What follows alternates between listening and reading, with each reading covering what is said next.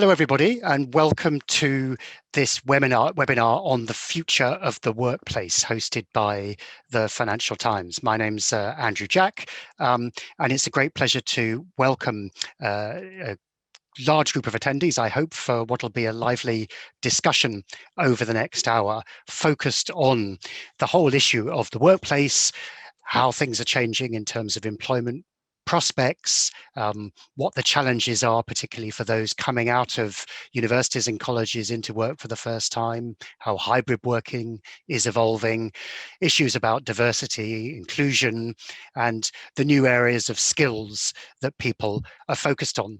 To everyone who's watching, I'd encourage you from now on to post any comments and particularly questions using the Q&A function, and we'll try to draw on those issues that you're raising as soon as possible and put them to our great panel here. So we have two representatives of careers and development centers from Fordham University and Syracuse, Karen Kimbrough from LinkedIn, the global chief economist, and my own colleague Taylor Nicole Rogers, who's our US Labour and Equalities correspondent. Let's start maybe with Taylor, and just give us a sense from your reporting in recent weeks and months. It's obviously been a really challenging time, Taylor, for many people. What are you seeing as some of the big trends, particularly for young people thinking about transitioning from education into work? Well, I think the big thing right now is how difficult it is for some people to find a job when they're first coming out of university. And that might be a little bit surprising considering a lot of journalists, myself included, have been writing about how many companies actually can't find enough workers. But I think for young people, the difficulty is that a lot of the positions they were offered before the pandemic were contract positions, freelance positions. It was gig work where there was no healthcare benefits, no 401k and things like that. And if the pandemic taught us anything, it's that stable employment, full-time employment, being designated as an employee is really important to your financial stability and how you can weather a crisis like the one that we've been in. So I think, those expectations have kind of crashed into what is still a very unstable labor market. And it's created a lot of turmoil for young people right now. And what's the sort of response that you sense from employers? How are they, both kind of perhaps reducing or changing the nature of jobs that they're making available, and also helping folks with onboarding? Well, I think in our hybrid or for some people fully remote, in work environment, that's a lot more difficult. But we're also seeing employers focus a lot on benefits that young people are really interested in, whether that's more flexible hours, support for starting a family or raising a family if you've already had one. And then we're also seeing them trying to engage people outside of work hours to make sure that, you're really engaged in the work that you're doing, especially as we're in a very unstable environment. But I think there are also a lot of things that young people are looking for that also are not being widely offered. Like I said before, people really, really want those benefits that have become harder and harder to come by. So, Cara, I mean, let's hear from your perspective with a big university with a careers service. I mean, if you compare with 2 to 3 years ago, even, I mean, what's this last year felt like? Oh, it's been an interesting year for sure. And I think it's perhaps forced our hand at things we were wishing and hoping to do over, back burner projects, back burner approaches that we've really had to implement. It's definitely meant that students and our employers have had to be innovative and creative with how they're approaching roles, how they're approaching their own skill sets. I think a lot of students come into college with certain goals and hopes and dreams in mind. How that gets defined certainly changes over their time in a program. But we certainly found a huge pivot needing to happen that, for example, maybe, in our retail management program, they had certain types of companies, luxury goods, different things that they were focused on as a career outcome where that had to shift a bit. And I think a lot of people sort of reevaluated their priorities in the pandemic, personally and professionally. And we definitely saw that among our students, but also our recruiters and the people we work with. It's really boils down to that, the individuals, the human beings that really allowed us to navigate the process.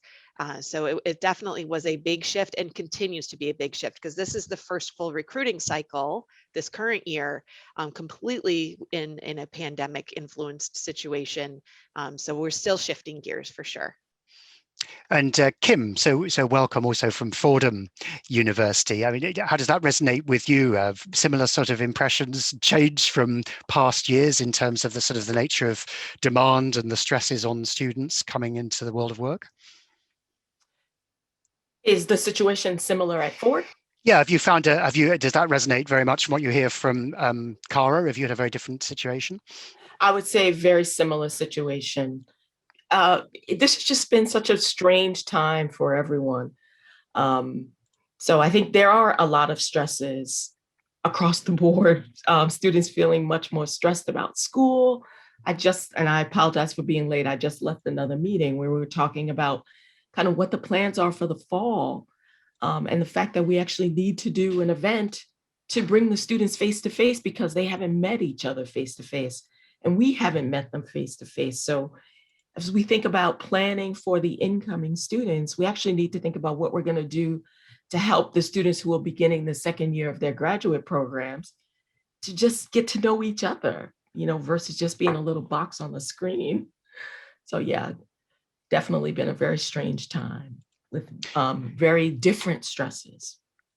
And we'll come back in a minute to that whole question of adapting to this strange hybrid world. But Karen, bringing you in, Chief Economist from LinkedIn, I mean, give us a bit of a global perspective about from your tracking of the labour market, about how things have evolved over the past few months in terms of the demand for employment, the changing nature of the roles that people are looking for.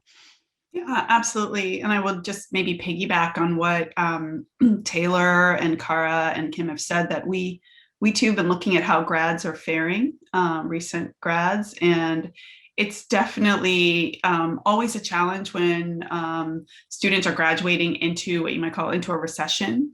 Our studies show that typically there is a little bit of a longer time period for them to kind of find that first job. But the good news is that you go fast forward 5 years and that cohort has largely caught up. So they kind of have a slower start. They're sort of like marching through the mud, and at some point they get onto firmer ground and they catch up in terms of where they are in promotions and leveling. So it always is a little bit of a headwind.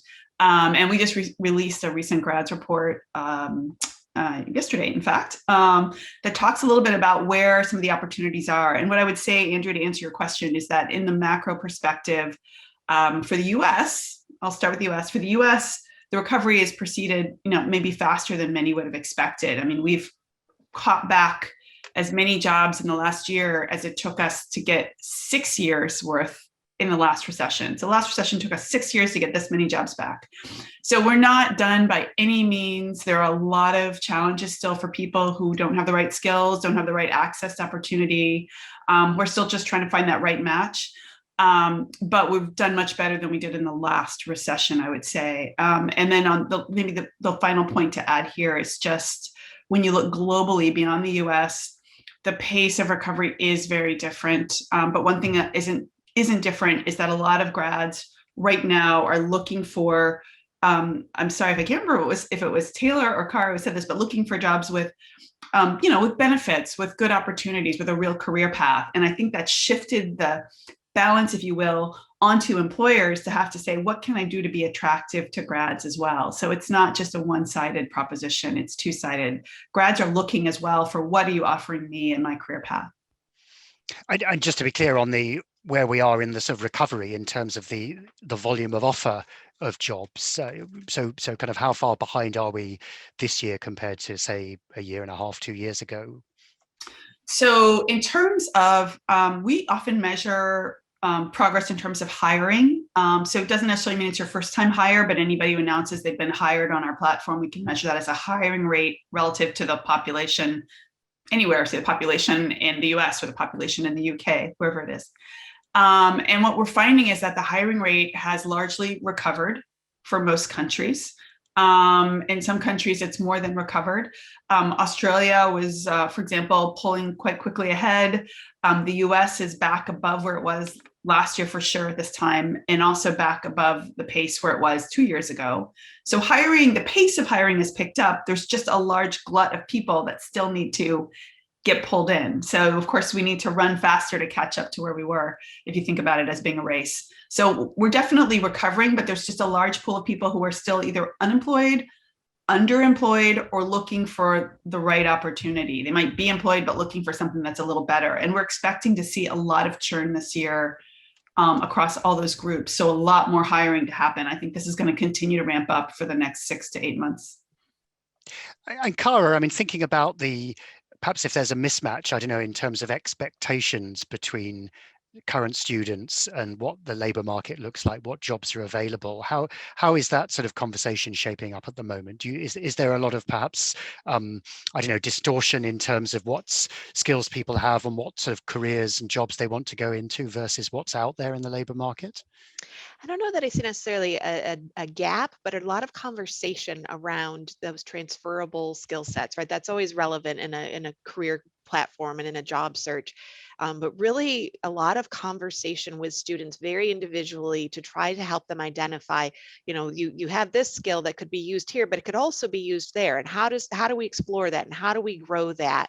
How do we help you market that to an employer? I think what I felt by and large over the last year and a half is this thought of certainly students looking to us for help, but we're figuring things out too. I've not been in a pandemic before, and so we're trying to stay ahead of them and collect information and share it back out. But the students have definitely also had the mindset, yes, we're looking to you for help, but we also understand that we're all figuring this out. By and large, we're all trying to make adjustments, and whether we're comfortable or not, have had to figure out how to work with ambiguity a little bit more. And as I was saying earlier, kind of forcing our hand at certain things, those were topics that employers were talking to students about in interviews for the last many years, right? A question, how do you handle ambiguity? Well, here's the example that they can give. Here's how they can really put that into practice. And so it's really just, I think, brought greater awareness to students, forced them to evaluate, forced us to work with them in a different way. To me, there's actually a lot of benefit, and it's a kind of a better situation, a greater awareness. But of course, there's skill gaps to be filled. But it's actually been kind of an interesting process. What about for the students you're seeing, Kim? Do you see a big mismatch? Are they coming pretty sort of realistically towards the end perhaps of their studies and thinking about what careers to go into and what the opportunities are, or is there a lot of recalibration to do in your work? I think we do a good job of managing expectations from the very beginning to help students really assess what their strengths are and which skills are transferable. We spend a lot of time helping students to fill deficiencies and helping them so that they can be successful in their interviewing. So not a lot of change. I think we do a really good job of managing expectations so that students aren't required to pivot kind of at the last minute. And in terms of your students, what are the sorts of career areas? Are there particular patterns that you're seeing? I mean, a lot of interest in finance, consulting. I don't think that that's anything new. That's really, I mean, we're in New York City, so that's kind of where students are focusing. Definitely interested in tech, e-commerce. We talk about, when we talk about marketing, brand management, but looking at more the tech companies versus the CPG companies. Not a lot of, I don't think anything unexpected. No, certainly. Well, let's think about some of those skills. Yeah, Karen, tell us a little bit about what you're seeing, the sorts of skills, and again, the sort of perhaps the job or employment sectors where there is growth, particularly at the more recent entrance to the job market. Yeah, absolutely. So some of the skills that we're seeing most in demand for grads, and this is skills that employers are looking for these first-time positions, analytical skills. So being able to demonstrate that, project management is highly sought after. And then marketing. And I think it's interesting because marketing in particular, because this is a phenomenon that we're seeing where so much is moving online. People are selling, recruiting, just interacting so much more online since the pandemic. And some of that will stay as people get accustomed to using new tools. So I think the more that grads can demonstrate their kind of facility with anything online, that's also a plus. And then in terms of industries, I will say for us, the top industries also reflect a little bit about the moment we're in. So a lot of opportunities in transportation, logistics, supply chain, because so much is about moving goods to warehouses and then then getting them to people's homes where they bought this good online.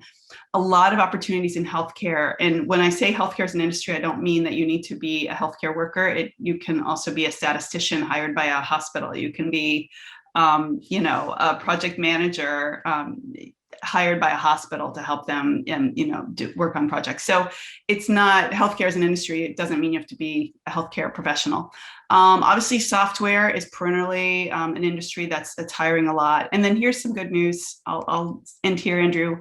We're seeing a resurgence in retail and in recreation and travel. These are two areas that really were pretty beleaguered, as you can imagine, and have come back since the beginning of the year. And more we're seeing opportunities there globally as these sort of shutdowns end, and either small and medium-sized businesses and even large ones can start to hire at scale again. No, clearly, obviously, kind of post-COVID, there's been a lot of building up of savings, haven't there? And people have got this sort of pent-up cash demand once those lockdowns end and there's more possibility to travel. But I wondered, Taylor, I mean, perhaps you can give us some examples from your reporting and discussions with folks, but going back to your point about the gig economy, and obviously a lot of roles, for example, particularly in retail, delivery and so on, we've seen are quite fragmented, quite part-time, uncertain and so on, aren't they? I mean, is this going to be a real defining characteristic, do you think, of the labour market going forwards? I think so. And I think it was a defining characteristic of the way that young people experience the labor market long before the pandemic. But as I said, we really saw in the past year how quickly these jobs can disappear and how hard it is to survive without health insurance, without some sort of, paid sick leave benefit and all of those things over the past year. But I think the other thing is a lot of workers who are already in these fields are really starting to become more vocal about the challenges that they face. And a lot of them are looking toward collective bargaining and organizing and things like that. So I really do think that industry is going to see a lot of fundamental change over the next few years, which could be a good thing for workers, but for young people who are just leaving high school or just leaving college or entering the workforce for the first time, it's going to be a difficult time to really find your feet and be successful as a gig worker or a contractor or a freelancer. Cara, would you agree with that in terms of what you're seeing? I mean, is there a lot of those sort of less secure roles opening up? There are, because I think that's been a way for people to get experience, right? So short-term experience is arguably better than no experience. And so we have really tried to open up definitions, even for internships, right? There's a very traditional sort of formalized internship program that many companies have, but we've also talked with companies and encouraged students to look at, project-based work and experiential learning, and they might be short-term, which is often what people are not prioritizing as their dream when they look at their internship or their job post graduation. But I think they've looked at saying, okay, some experience in a non-ideal setting is at least a start. But I think it'll be really equipping students and graduates with the skill sets to now transition to that more permanent role or that second role, because gig work is, as Taylor Nicola said, just it's not as sustainable. The benefits, all of those things as people develop in their lives, but we have seen more openness from our students to that sort of work. And likewise from employers, when you talk to them, I mean, is that very much the shape of things to come, do you think? Certainly, and we've been able to leverage a lot of our, alumni and corporate partner relationships, but it's been a lot of the startups. They've been thriving, and students are. We have a great entrepreneurship program, and it's certainly part of the fabric of who we work with and what our students are interested in. Always has been, but that really shot up this year. Of like, let me take a look. Let me see where I can help, where I can use my skills, so I can keep moving and growing and learning. To like what Karen was saying, that skill development is really, to me, the most critical thing people can come out of this with, and the ability to articulate and share that as they grow in their career will be quite important. But our employers definitely were open to the conversations. If they didn't have the capacity to accommodate, that's certainly understandable. But a lot of our smaller companies, startups, really were very nimble.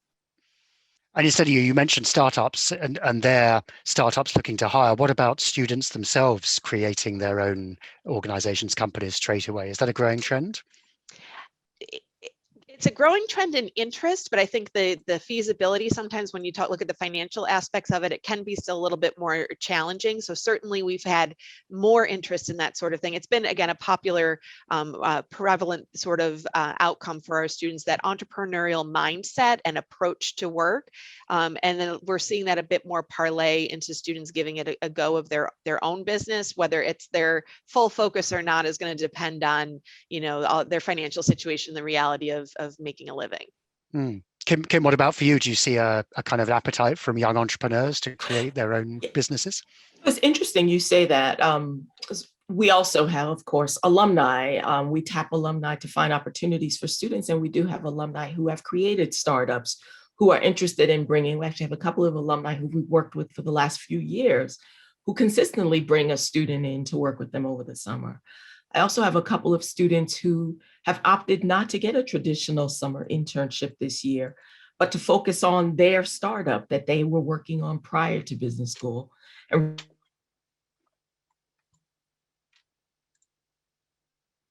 really applying some of the things that they've learned in school to kind of join them. So it definitely is a mix. I mean, I see startups are definitely getting to be of greater importance.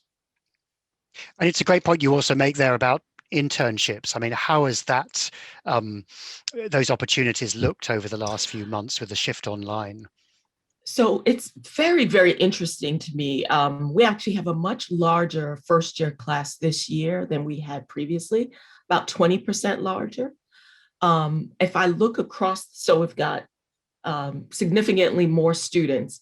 The quality of the internships for this first year class far exceed what we saw as far as quality last year. There are companies where we had not been able to successfully place students, or students had not been successful in even getting interviews, where we actually have students who will be interning this summer.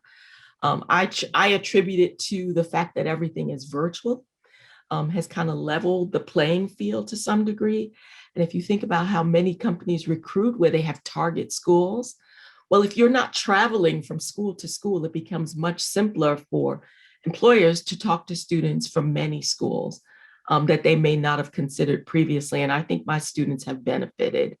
I have students who've gotten, and then I think also for the students, the fact that we are in New York, but you can do an internship in Seattle and stay in New York for the summer, has also made it, I think, more palatable to students to consider opportunities in other places. So I have students who will be at Google this summer, and Amazon, and Gallo Winery on the West Coast, but they'll all be here in New York working for these companies.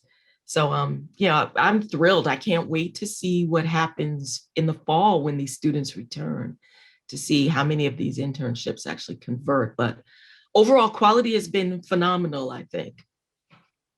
And Karen, maybe, I mean, I don't know if that gets picked up in LinkedIn, but the sort of the relative value of virtual internships compared to in-person ones, is that something that sometimes recruiters might look at and give a different weight to when they're looking for experience? So I think that recruiters are definitely embracing the virtual aspects and getting more comfortable with it over the past year. We're seeing them I'll say iterate or evolve as well, like we all are. They're willing to kind of let students, demonstrate who they are, even by video. You can kind of have a short story to introduce yourself on LinkedIn and showcase who you are in a short little video to go with your resume. We're also seeing, I think, to your point, this idea of like democratizing opportunity a little bit. By being able to go virtual, you can cast this wider net. You can reach populations, especially in the tech space, that often are not well represented. In America, it's Black and Latino. And if you're able to kind of invite people to do a virtual internship or a virtual, contract work from where they are, you don't require them to move, say, to the Bay Area or to Seattle.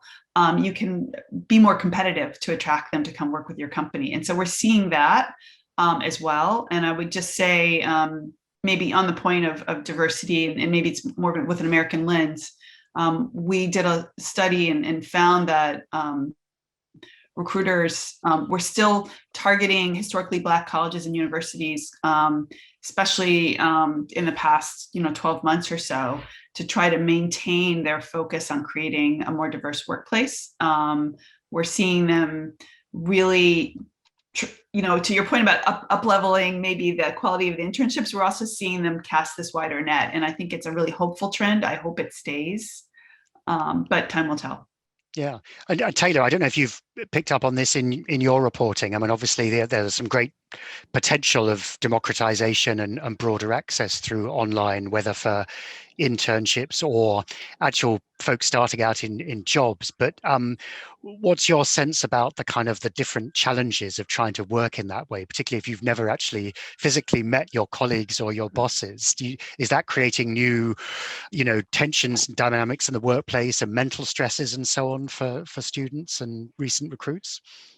Absolutely. I mean, I can speak to this from personal experience. I started my job at the FT in November completely online and did not meet my colleagues until yesterday, actually. So that's a very unique situation to be in. And this is something we've really seen play out very publicly in finance. You have some CEOs saying, we must go back to the office so that young people can get mentorship and can see how things work and can really engage. But then you also, have young people saying, well, I don't want to go back to the office because if I'm going to have to work 14 hours a day, like I at least don't want to have to commute on top of that. And I think being at home and seeing how closely work interacts with the rest of your life has also led a lot of entry level, associates and summer analysts at big banks to say, well, hold on a second. It's actually not fair for you to ask me to work so hard and for you to put me under so much pressure, even though you're paying me six figures. And we're seeing a lot of people, reevaluating, is it worth, kind of selling my soul and my whole life to this bank for 10 years, in hopes that I can get, a cushy executive position in my 40s or 50s when that track is becoming less and less guaranteed. So you're seeing a lot of, contemplation on both sides. And Cara, I mean, what's your advice to students, maybe both interning virtually and then moving into work, but sort of perhaps doing it remote? How should they prepare and manage those stresses?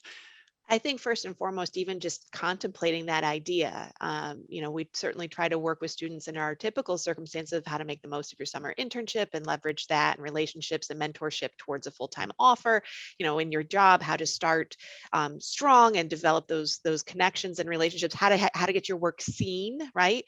And so I think we're really trying to work with students, and I would recommend to students to be very deliberate in thinking about how they want to navigate that part of their work life. Even if it's hybrid or even a temporary remote situation, it is more difficult to build human connection and to build a relationship, to seek mentors, to be seen in your work, right? Hopefully good work speaks for itself, but we know that isn't always the case. So finding ways to connect with people, whether it's, it's scheduling time for a coffee, for social time, finding and seeking out those mentors that have maybe navigated this certainly remote work is not new, but the volume of it is.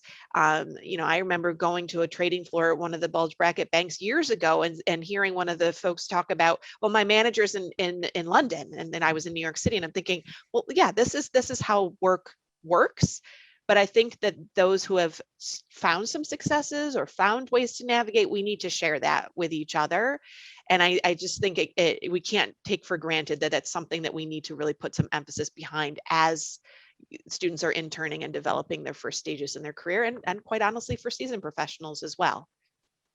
Kim, And could I echo that? yeah, I'm please sorry. go ahead. Go I ahead, don't Karen. wanna- Yeah. it's a little Go ahead, dynamic. go ahead. I just wanted to say exactly what Kara is saying is spot on for us. When we look at our data, what we see is that it really is important to kind of engage a network if you have one. And all of the suggestions you made are spot on. But what we see is if you don't have a very diverse network, and diverse in terms of industry or a level of experience or time and role, if you don't have that kind of diverse set of networks, it's really much harder to access opportunities. So exactly what you're saying for folks trying to get that first time job, it really is important to engage your network, if it's friends, family, professors, whomever, to try to have conversations with them. Thanks. And Karen, while we're talking about networks, and obviously you're involved with one of the largest online ones. I mean, just tell us a bit about what you might call kind of cold networking. I mean, what's the sort of evidence from LinkedIn about, how open people are to responding to a kind of random invite from maybe a college student who's interested in a sector? How should they go about it, and does that work? Yeah, it's a great question. And what I would say is two things. One is, I think during the pandemic, the barrier was lowered to reaching out to someone that you maybe don't talk to every day or hadn't talked to in a while, because we're all sort of remote and apart. So you don't have to explain why I haven't talked to you in a year and now I'm reaching out. But your question is a great one, which is what happens if it's someone you don't actually really know and you're sort of asking for a favor. I think it's hard. It's never easy, and not everyone is going to be responsive. But what is helpful to get in there is if you're joining a conversation that's happening, and it could be on LinkedIn, it could be, somewhere else, and you engage in that conversation on that topic, it makes it a lot easier to segue into maybe getting specific career advice. And the last thing I'd say is for people, and it's not my job, it's Kara and Kim's role to help with this, but when you're asking someone for something, be really specific. You don't want to kind of boil the ocean, be like, oh, can you help me in my career? But hey, you're really good at X, or I see you've navigated this. Can you give me a tip on how you managed to overcome this? And people are always happy to, share their insight. So being really specific helps get the door open for a short, targeted conversation. Yeah, because of course it used to be that you could maybe contact somebody and suggest a coffee. These days, that's still a bit more challenging, isn't it? Yeah, that's not going to happen. Yeah, and also because people are probably zoomed out with these big blocks of time, aren't they? But you think there's still a willingness for maybe like even either a kind of email or in-mail conversation or a 10-minute virtual conversation? I do. And I think people like to be part of conversations. So if you're part of a conversation that's in your field, relevant for your field on a topic, whatever it could be the green economy, it could be something around equality and gender, it could be something in project management and management consulting. If you're in that conversation, it's much easier to pivot towards, I'd love to get your insights on X, than it is to kind of cold call someone out of the blue with no context. So getting into the conversation is a great way to get in the door. Kim, while we were talking about networking, any additional advice you'd give to students about how they should be building up those links? Yeah, I could echo a lot of what Karen said and what Karen said. Being intentional, being deliberate, being prepared. If you're going to reach out to someone to network, spend a little bit of time reading about, read their LinkedIn profile, Google them so that you can ask, that you're being respectful of their time and you're not saying to someone, walk me through your resume, when you can look me up on LinkedIn and you can see what I've done in the past. Now you can ask me then, I see you've worked at these 3 places. Talk to me about the movement and what were you thinking? And did you plan to be where you are, or did you just kind of stumble? But you want to demonstrate that you are prepared. Networking, you have, I think, in order to be successful, and I think what Karen said, many times people just aren't going to respond. Look for what you have in common with someone, which is why it's so important that either they're an alumni for your school, they've read it, they've written an article that you read and you want to ask them a question about something that they've read. They posted something kind of interesting on LinkedIn and you'd love to continue the conversation about that.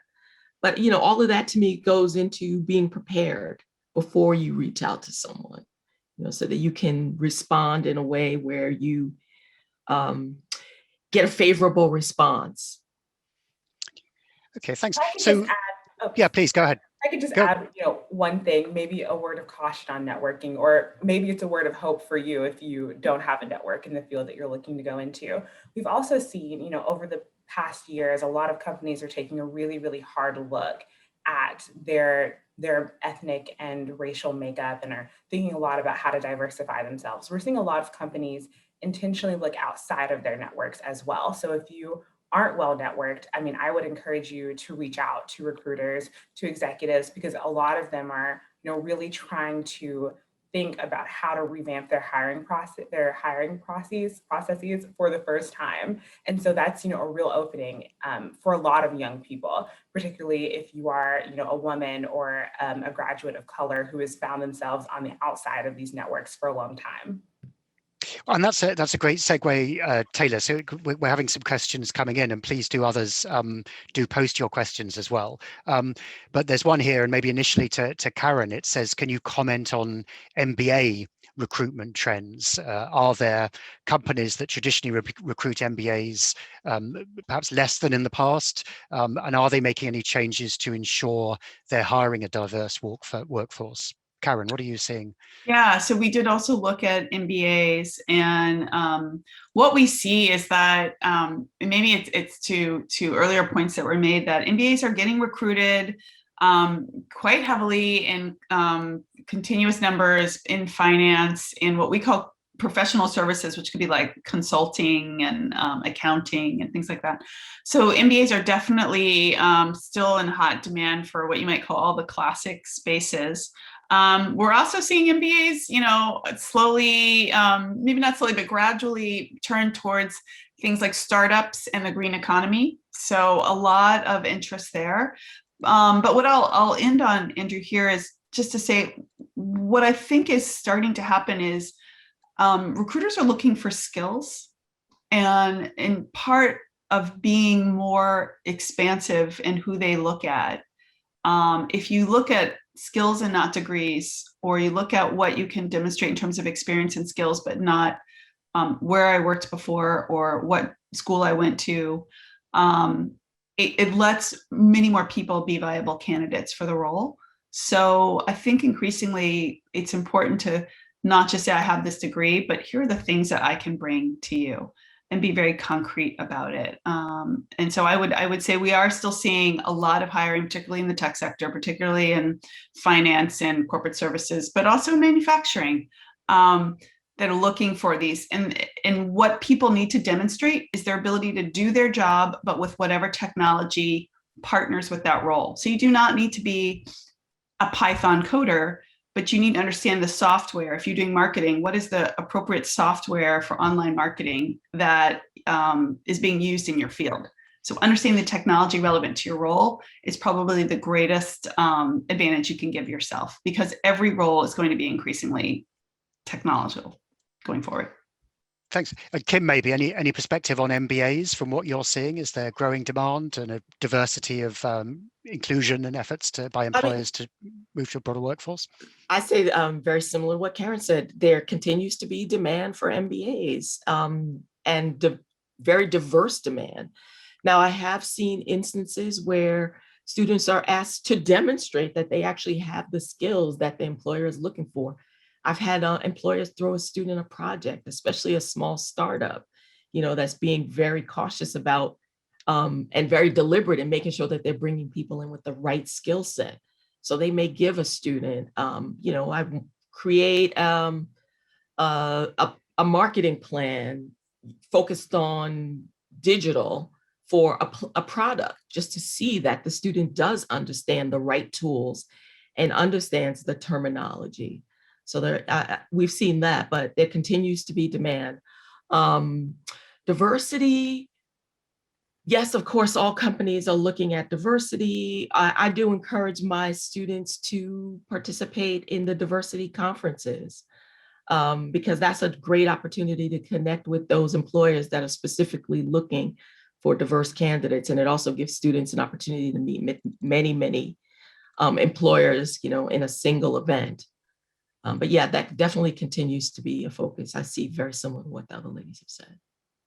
And Cara, I think, I guess this is for careers experts like yourself, a question here on suggestions on what types of training or courses to recommend to students, maybe thinking about that's questions of skills and next steps, including MBAs, as well as more kind of informal, discrete training units. Anything you're advising at the moment? Absolutely. And to kind of echo what Karen was saying a moment ago, knowing the softwares and the materials related to your field is what's critically important. And I would say even in addition to that, because things are always changing, the ability to learn and the ability, what Kim was saying, to demonstrate, right? Here's what I can do. Here's how I work. Here's how I learn. Being able to articulate those things is quite important. So I think it's, softwares and platforms that were used 2 years ago, 10 years ago that, aren't being used anymore. And so, it's hard to say, you learn this software, learn this program, R, Python, whatever it may be. I think it's staying up to date and being able to move and learn and really use those skill sets, right? Critical thinking has always been an important skill set. It's emphasized even more now, right? Being able to navigate and problem solve and really understand different issues. That's we find our candidates are being asked to show in the interview, certainly in those first stages of their work. Internships are really, let's say, a 3-month job interview, right? Where that hopefully leads to that full-time role in many cases. And so I think really students are getting thrown opportunities to show their stuff. And it's important that students are able to be up to date with what the technologies are, what the news is, and all of that. To me, that's more critical than what a specific course content or, coding program or something like that may be.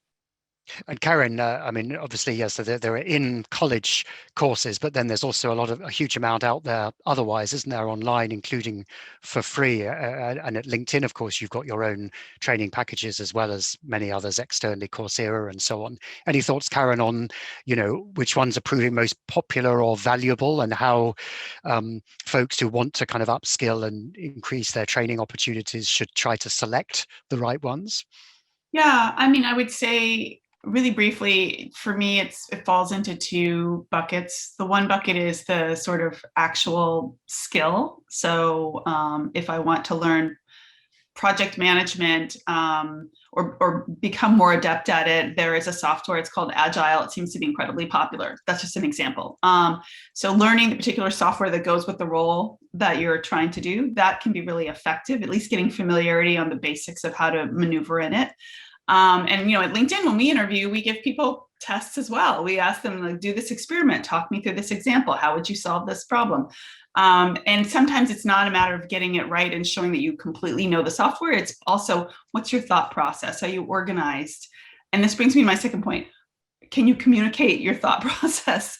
And the second bucket of skills, apart from just the technical ones, are what we might call the soft business skills. It's incredibly important to be a good communicator. And some of the top classes on our site that have been in demand over the past year are about how to communicate virtually. One is called the 3 types of listening.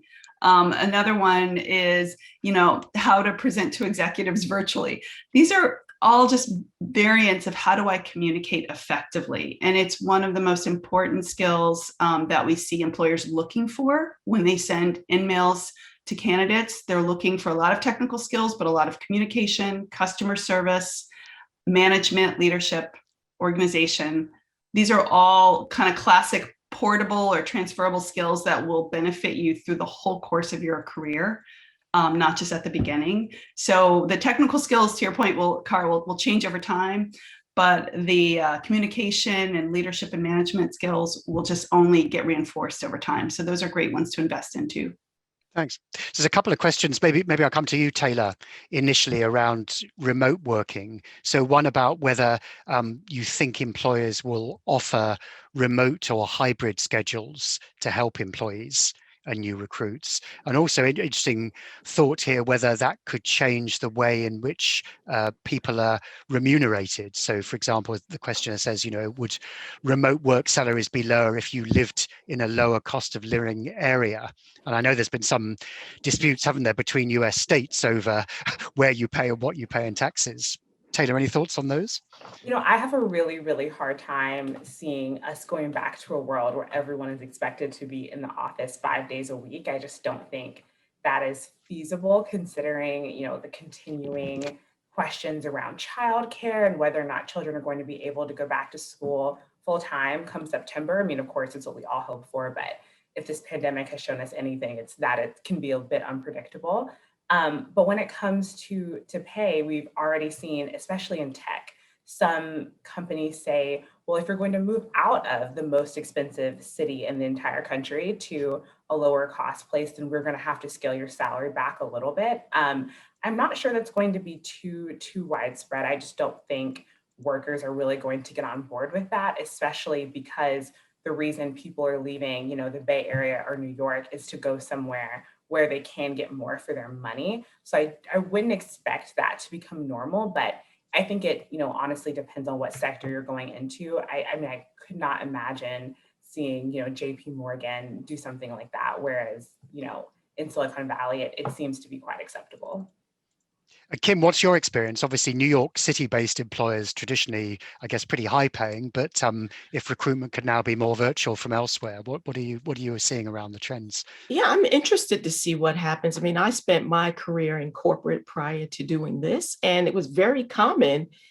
If you're working in one market and you move to another market within the same company, they would adjust your salary based on the cost of living in that new market. So I would be surprised if that doesn't become the norm. I mean, if you're making six figures in New York and then you wind up moving to, I don't know, Iowa, I can't imagine that the company is not going to adjust your salary. I mean, you'd be very, very wealthy in Iowa on a New York salary. I think it's to be seen. Cara, what are you picking up around these trends? I haven't seen much movement in that direction yet. Certainly conversation, but there's conversation, right? So I think that people are trying to evaluate what that means, how to make it equitable, all of those different aspects of it, but we have not yet seen it impact student pay for internships or for full-time roles as of yet. And Karen, any views on this? Yeah, so I was on a small roundtable with a set of senior recruiters a couple of weeks ago, and this was exactly a discussion topic. And nobody had yet pulled the trigger to do this, but they were all considering this as an option. I think the issue is that there's a tension between wanting to extract as much value as possible and keep your costs down, but at the same time not wanting to look inequitable over some period of time. So I think people are exploring, but maybe have not yet done this. And to Taylor's point, there may be more exploration on the tech side than maybe in finance, for example. Can I just jump in and just say, with Cara, it has not impacted student salaries so far for either full-time or internships. So maybe down the road, but right now we're not seeing any impact. That's good. And then this is a related thing on working from home. There's a question here. In some ways, remote working has democratized opportunity, but there are concerns it's more likely to impact women's professional growth in particular. How can workplaces make sure this is accounted for? Kim, do you want to carry on that? Any thoughts? Sure. I mean, I think I'm a mom. I don't know how I could work from home and care for my children. So whether or not I work from home or work in an office, I will need childcare. It's just impossible. So will we ever go? I agree with Taylor and Nicole that we're never going back to a place where you have to be in an office 5 days a week. But I think whether or not women work from home or in the office, it's impossible to focus on your job 100% if you're caring for your children. So either way, you would need someone to help with the children. Cara, any thoughts? Women's working in particular and how it can be affected. Absolutely. I'm a mom of young kids as well. And I know, over this past year with remote and hybrid school opportunities and all of our districts locally doing all sorts of different things, childcare was very difficult to come by. Whether because of spacing and regulations or whatever it may be, a new need, because all of a sudden students were home studying multiple days a week. So I very much value that I work at an employer that allowed that flexibility for me to be able to work from home, and anyone that needed to, whether it be to care for a parent, discomfort, health issues, whatever it may be with the situation and navigating that. But I think on the flip side, I might have been more sensitive as a woman to say, you know what, then I'm going to make sure I'm showing that I'm still doing everything, still performing, and that might be more my own sense of accountability to do that. But I can see where this is something we need to keep watch on, because women are typically the caretakers. I could see where that would be a potential issue, but I also think it could also open up more opportunity and balance as well.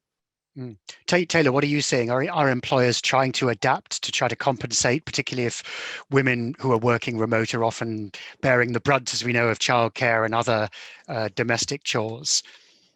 I mean, there's definitely a lot of conversation around this, and I think employers are trying to offer more flexibility, but I would be hesitant to say that the things that are on offer have been successful. I mean, one of the big conversations that I've been having with economists right now is how are we going to take the millions and millions of women that dropped out of the labor force over the past year and re-engage them? I mean, the numbers are really astounding, and I think the childcare issue, of course, is a huge part of it. But the other thing that we have to consider is a lot of the jobs that were female dominated before have disappeared. And so we have to figure out how are we going to engage women in different parts of the labor market and how we're going to bring them back in a fair and equitable way. I mean, just unfortunately, the history of the American economy is that women and people of color tend to be the last ones to get back into the labor market after some kind of crisis. That's certainly what we saw after the financial crisis. And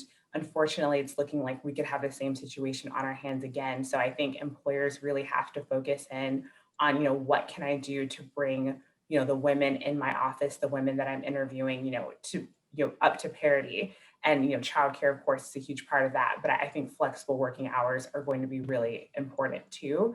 But at the end of the day, I mean, I can't say it enough. There's no way that we can get back to where we were until we have some kind of solution to the childcare problem.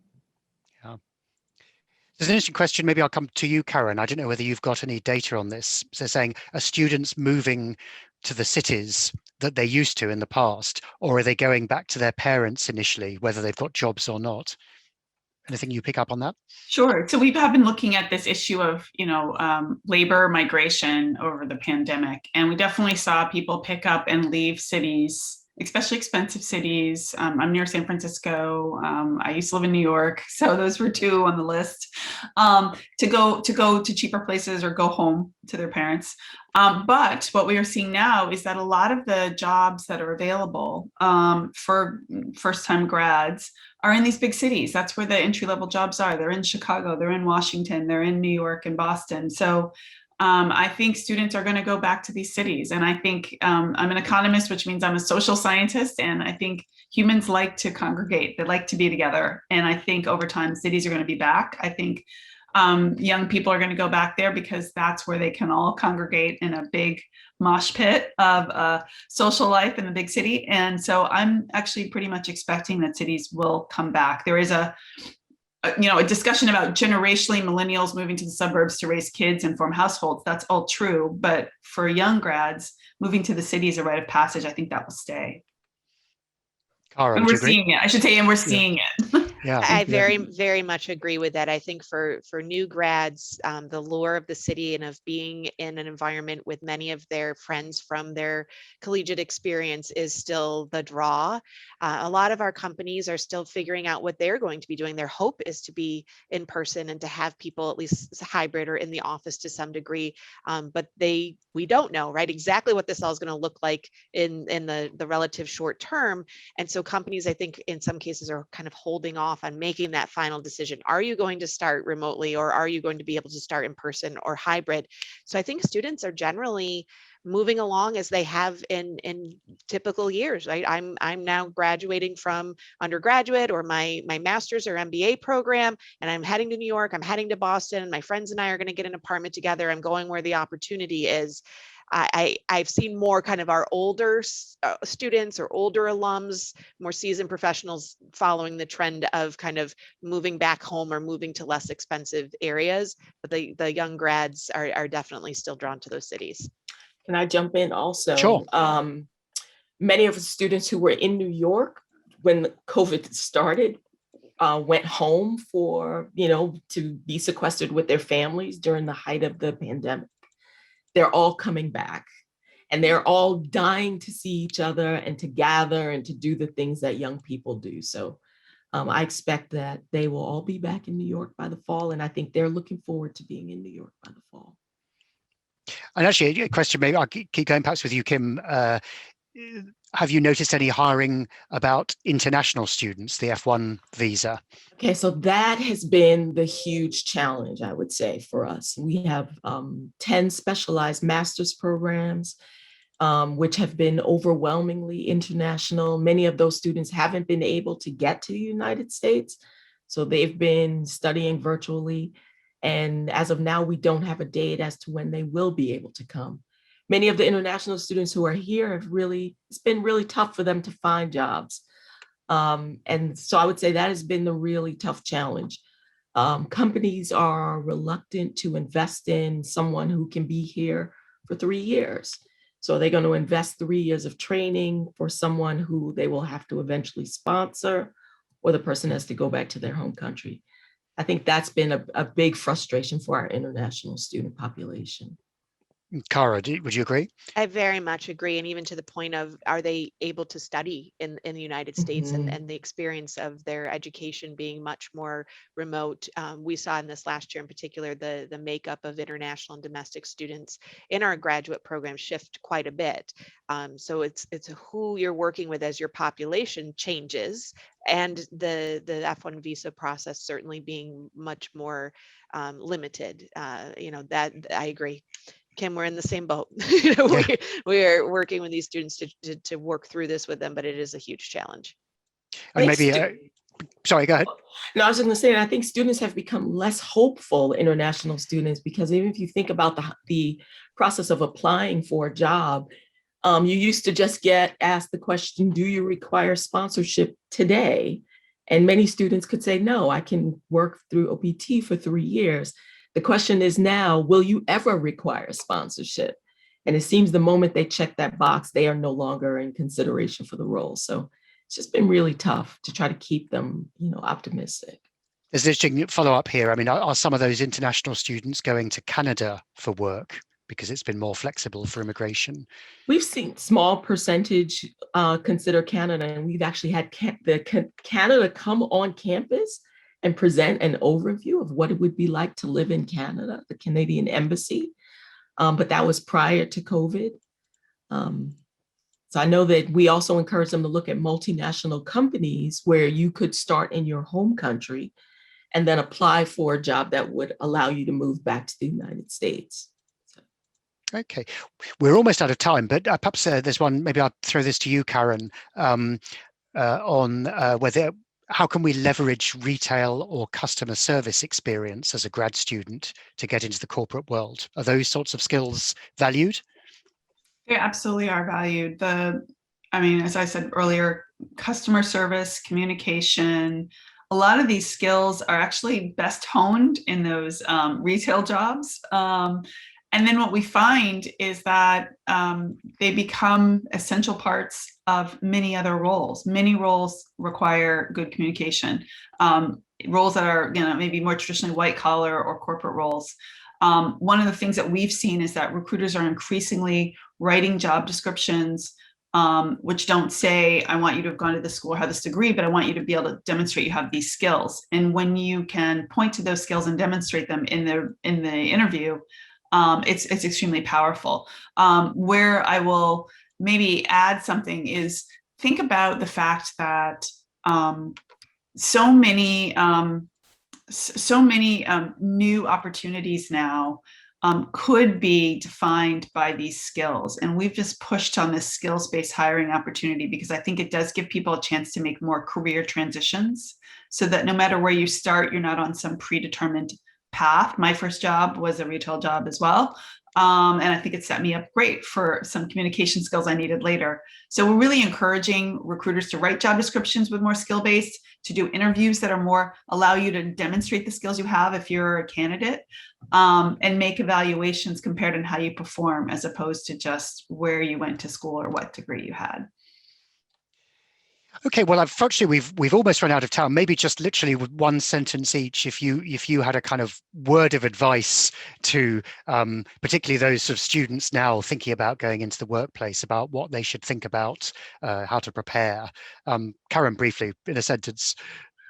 Okay, in a sentence, I would say focus on what you have to bring, come prepared, and be prepared to demonstrate what you have. Cara? I would say to stick with it, don't lose hope, but be flexible and be able to show them what you've got. Kim?